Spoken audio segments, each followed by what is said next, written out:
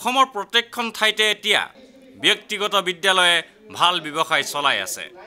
ক'ব পাৰি কাঠফুলাৰ দৰে চানি ধৰিছে অসমক ব্যক্তিগত বিদ্যালয়ে। বহুতো ব্যক্তিগত বিদ্যালয়ৰ পৰ্যাপ্ত আন্তঃগাঁথনি নাই। চৰকাৰে এনেধৰণৰ বিদ্যালয়সমূহৰ বিপক্ষে কঠোৰ ব্যৱস্থা গ্ৰহণ কৰিবলৈ লোৱাৰ সময়তে all Assam private schools association অৰ্থাৎ আপছাই গুৱাহাটীত অনুষ্ঠিত কৰে এখন সমাৱেশৰ। অসমৰ প্ৰায় সংখ্যক ব্যক্তিগত বিদ্যালয়ক সামৰি লোৱা এই সমাৱেশখনৰ বিষয়ে ব্যাখ্যা দাঙি ধৰি আপছাৰ সভাপতি কুলধৰ দাসে কয়, 1993 চনৰ 7 ছেপ্টেম্বৰৰ পৰা আৰম্ভ হৈছিলে যদিও আমি ইমান প্ৰসাৰতা আনিব পৰা নাই। 2-3বাৰ আমি মিটিং কৰিছোঁ আৰু এই নেহেৰু ষ্টেডিয়ামতে কৰিছিলোঁ। তাৰপিছৰ পৰা মানে আমাৰ ঢিলামিৰ কাৰণে বুলিয়ে ক'ব পাৰে আৰু যে পৰি থাকিলে যোৱা বছৰৰ পৰা আমি এইখন কৰিছোঁ all Assam private school association.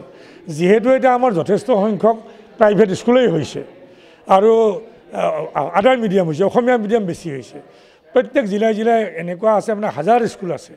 গুৱাহাটীৰ বহু ব্যক্তিগত বিদ্যালয় বন্ধ কৰাৰ বাবে প্ৰশাসনে জাৰি কৰা জাননীৰ বিষয়েও আলোচনা হয় সমাৱেশত।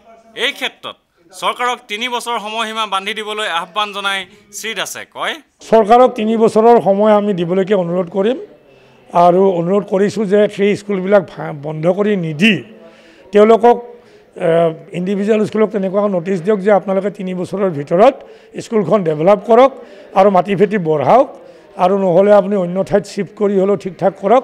এনেকুৱা ইনচিকিউৰ প্লেছত নাৰাখিব স্কুলখন। ভিডিঅ' জাৰ্নেলিষ্ট সুশান্ত দাসৰ সৈতে অমৰদীপ গগৈ, চেণ্টিনেল নিউজ, গুৱাহাটী।